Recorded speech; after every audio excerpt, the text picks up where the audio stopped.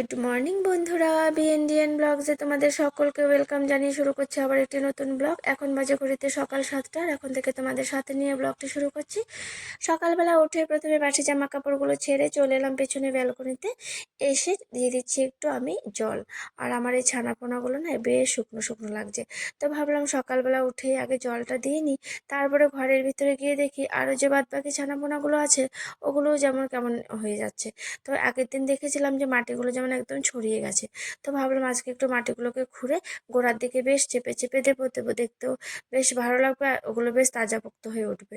আর এই যে দেখো, বেশ সুন্দরভাবে মাটিগুলো দেওয়ার পরে দেখছি এখানে একটা বেশ ছোট্ট আবার বেরিয়েছে ছোট্ট ছানা। তো ভাবলাম এটাকেও যদি একটু মাটিগুলো দিয়ে দিই গোড়ায় গোড়ায় বেশ চেপে, তো তাড়াতাড়ি করে বড় হয়ে যাবে। তো সপ্তাহে যেহেতু 2 দিন করে আমি 3 দিন করে জল দিই, তো সেরকমভাবে এগুলোতে জল দেওয়া যায় না। তো সপ্তাহে 2-3 দিন জল দিলে তাতেই অনেকটা, আর তাকে সেরকমভাবে জলের প্রয়োজন হয় না। তো এটাতে যত কম জল দেওয়া যাবে তত ভালোভাবে বেড়ে যাবে। তো সেই জন্য যেরকমভাবে করতে হয় ঠিক সে একই রকমভাবে যত্ন করি বলে বেশ ভালো আছে।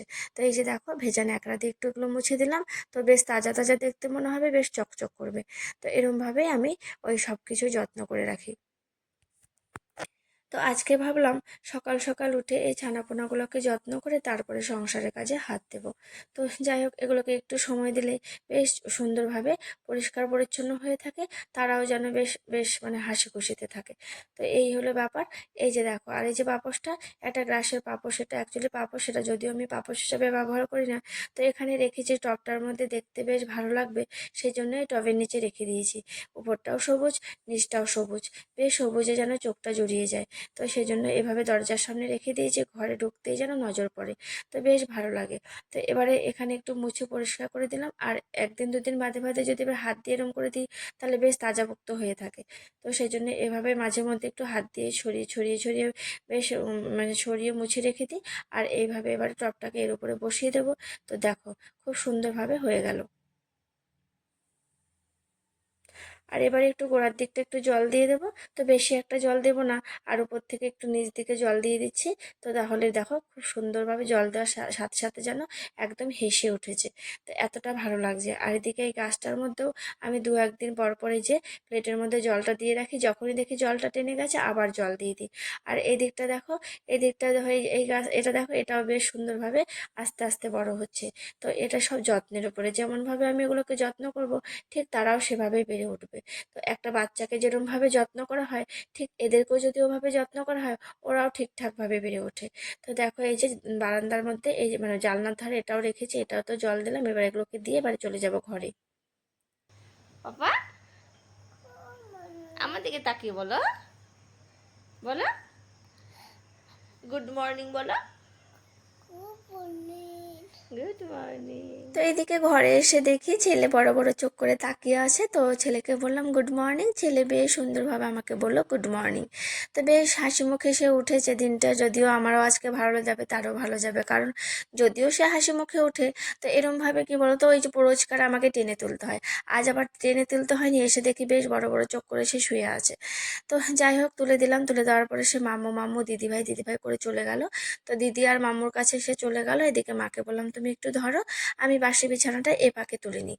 তো ওই যে ওই ছেলেকে যতক্ষণ ধরবে, সে যতক্ষণে ঘুমোবে ততক্ষণে আমাকে ওই কাজগুলোকে সেভাবে পরিপাটি করে করে নিতে হয়। আর আজকে দেখো, বাসি বিছানা তোলার পরে আজকে দারুণ একটা জিনিস দিয়ে টিফিন করবো সকালে। তো দিনটি সত্যি ভীষণ ভালো। আর আগের দিন কি বলতো, বরকে শুধু 2 দিন আগে শুধু মুখ থেকে বের করেছিলাম যে এই জিনিসটা, যে সিজনটা তো প্রায় এসে গেছে, তো সিজনের জিনিসটা এবার আমরা আমাদের মুখেই আর তুলিনি। এই কথাটা শুধু বলার সাথে সাথে ও মা দেখি, ও পরের দিন দেখি সে জিনিসটা নিয়ে হাজির হয়ে গেল।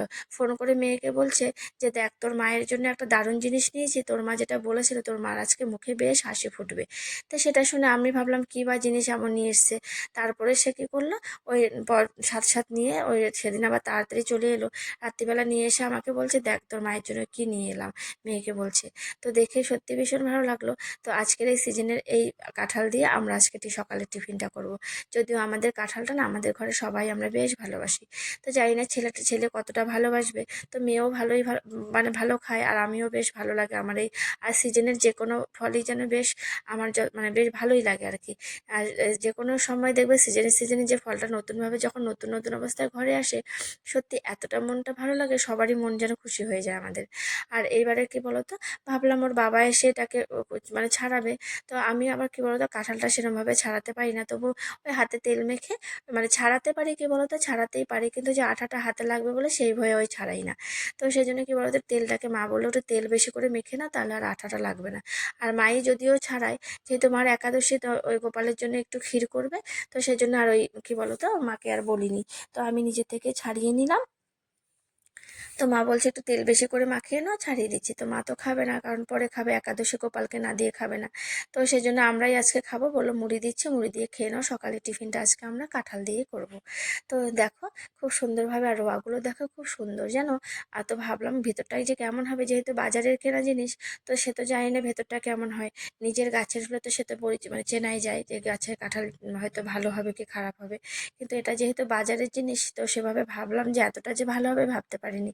তো দেখো এত সুন্দরভাবে রোয়াগুলো বেরিয়েছে, আর মেয়েও দেখো ভীষণ খুশি হচ্ছে, হাতে নিয়ে তার ভাইকে খাওয়াচ্ছে। তো মেয়েকে বললাম তোকে কি বীজগুলো ছাড়িয়ে দেবো, তো মেয়ে বলছে না, আমি বীজ নিজেই ছাড়িয়ে ছাড়িয়ে খাবো। তো যদিও আমারও ভালো লাগে নিজে হাতে বীজ ছাড়িয়ে কাঁঠাল খেতে, তো মেয়েও তাই, মেয়ে ওই নিজের হাতে মানে বীজ ছাড়িয়ে কাঁঠালটা খাবে। তো এবারে ওই যে কাঁঠালগুলো বাড়িতে বাড়িতে নিয়ে নিলাম। তো মা একটু ওই যে মুড়িটা দিয়ে দিল, এবারে সকালে টিফিনটা আমরা কাঁঠাল দিয়ে করে নেবো। আর এদিকে বরের জন্য রেখে দেবো, বর খাবে সে ভাত, মানে ভাত খাওয়ার পরে সে খেতে পছন্দ করে। তো সে যখন দুপুরবেলা ভাত খাবে, তো ভাত খাওয়ার পরে তাকে কিছুটা কাঁঠাল আমি ছাড়িয়ে দেবো। তো সে ভাত খাওয়ার পরেই খাবে, আর আমরা এদিকে এই টিফিনটা করে নিই। আর এই যে দেখো মেয়েকে একটি রোয়া হাতে করে নিয়ে ছেলের জন্য নিয়ে গেছে, ছেলেকে একটু মুখে ঠেকিয়ে দিল, তো ছেলে তো সেভাবে খেলো না। তো এবারে কি বলতো, মেয়ে অর্ধেকটা ছেলের মুখে দিয়ে একটু করে জোর করে খাইয়ে দিল। তো বাকিটা নিয়ে এসে সে খাচ্ছে। এবার আমি বললাম ওকে রস করে দিও, ও বলছে না আমি নিজে রস করে খাবো, আর ও রস করে খেতেই ভালোবাসে। আর এই যে দেখো ছেলেকে একটু যখনই মেয়ে খাইয়ে দিল, আবার চলে এসছে সে হাতে করে নিয়ে খাবে। তো মেয়ে বারবার সরিয়ে দিচ্ছে, আমিও বলছি এখানে বসো, তারপরে পেছন দিকে গিয়ে আমার পাশে গিয়ে বসছে। আর এই যে মা একটু একটু করে আমাদের মুড়ি দিয়ে দিচ্ছে, আর আমরা মুড়ি দিয়ে খাবো। অনেকক্ষণ থেকে মা মুড়ির ডামটা নিয়ে দাঁড়িয়ে আছে, বলছে তাড়াতাড়ি করো আমি মুড়িটা দিয়ে যাই। তো এদিকে মাও আবার এই যে গোপালকে দেবে। তো সেই জন্য কি বলতো, আমাদেরকে মুড়িটা দিয়ে মা চলে গেল, আর মা খাবে না, কারণ একাদশীর দিন মা খায় না। ওই বলছে তার মধ্যে গোপালকে এখনো যেহেতু দেয়নি, তো বললো আমি গোপালকে দিই তারপরে আমি খাবো, তোমরা খাও। তো সেজন্য আমরাই সকালবেলা টিফিনটা করে নিচ্ছি। আর ওই যে দেখো মেয়েকে বেশ হাত দিয়ে বেশ কাঁঠালটাকে রস করে নিচ্ছে। আমি বললাম এভাবে রস করতে পারিস, তো বলছে হ্যাঁ আমি নিজেই পারি। তো আমি বলেছিলাম যে আমি করে দিই না, ও নিজে হাতে করেই খাবে। তো ঠিক আছে, ওর মতো করে ও খাচ্ছে। আর এই ছেলেকে দেখো মুড়ির মার পেছন পেছন ঘুরছে, সে মুড়ি খাবার গান করে যাচ্ছে। তো এই সারাদিন করে, যদিও সারাদিন যেমনই দুষ্টুমি করুক না কেন, কোনো জিনিসে জানো তো, যদি সে যে জিনিসটা বলি সেই জিনিসে হাত দেবে না, তো সে কিন্তু সেরকমভাবে হাত দেয় না। যখন তার খেলনা যদি কিছু দেখে, ওই একটু নিয়ে খেলবে। তাছাড়া আবার যদি বলি বাবা এটা রেখে দাও ঠিক জায়গা মতো, গিয়ে ঠিক রেখে দেবে। তো এই যে আমাদের টিফিনটা হয়ে গেল, টিফিনটা করে চলে এলাম আমি রান্নাঘরে, কারণ আজকে তো রান্না বেশি সেরকম ঝামেলা নেই, কারণ মায়ের একাদশী, কারণ মাও খাবে না, আমরা তিনজনেই খাবো। তো আগের দিনের অনেক রান্না রয়েছে, মাছের ঝোল রয়েছে, অনেকটাই রান্না রয়েছে সব কিছু। তো যেটা যেটা রান্না করেছিলাম সেটা রয়েছে অল্প অল্প করে, তো আমাদের এবেলাটা হয়ে যাবে। তো এদিকে ডাল আর একটু ঢ্যাঁড়স ভাজা করে নিয়েছি। তো ডালটা আগেই ফুটিয়ে রেখেছিলাম, ডালটা এবারে আমি সোমবারই দিয়ে দেবো। তারপরে ঢ্যাঁড়সটাকে ভেজে নেবো, ঢ্যাঁড়স ভেজে নিয়ে তারপরে ওই বরেলে ওই খাওয়া দাওয়াটা করে নেবো। আর এদিকে মা তো আজকে একাদশী বলে মা ছাতু খাবে। তো যদিও আগে আগে রুটি খেত, এখন আর না রুটি খায় না, আগে রুটিটা খেতে চাইতো না। তো যেহেতু শরীরটা অতটা ভালো না, তো আমি বলি মাঝে মধ্যে রুটিটাই খেয়ে নেবে, কিছু হবে না। তো এখন আর রুটিটা খেতে চায় না, ওই ছাতু কলাম এসবই খায়। তো মুড়িটা তো খাবে না, আজকে দানা জাতীয় জিনিস একাদশীর দিন খায় না, তো ওই কাঁচা জিনিসই খায়। তো সেজন্য ফল আর ওই ছাতু এসবই খাবে। আর এদিকে দেখো আমি ডালটা একটু পেঁয়াজ আর একটুখানি ওই কাঁচা লঙ্কা শুকনো লঙ্কা ফোড়ন দিয়ে কালো জিরে দিয়ে এই দিয়ে দিচ্ছি, আমি ডালটা ফোড়ন দিয়ে দিচ্ছি। তো ডালটা নামিয়ে ঢেঁড়সগুলোকে ভেজে নেব।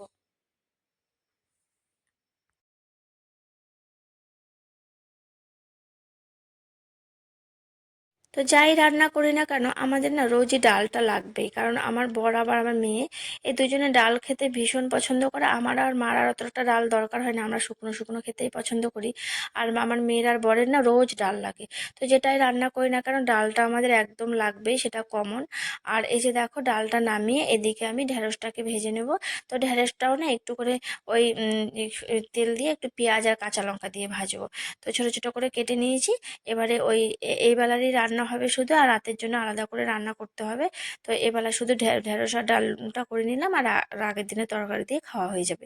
তো এই যে ঢেঁড়সটাকে একটু পেঁয়াজ আর একটু কাঁচা লঙ্কা শুকনো লঙ্কা দিয়ে ওই একটু করে ভেজে নেব।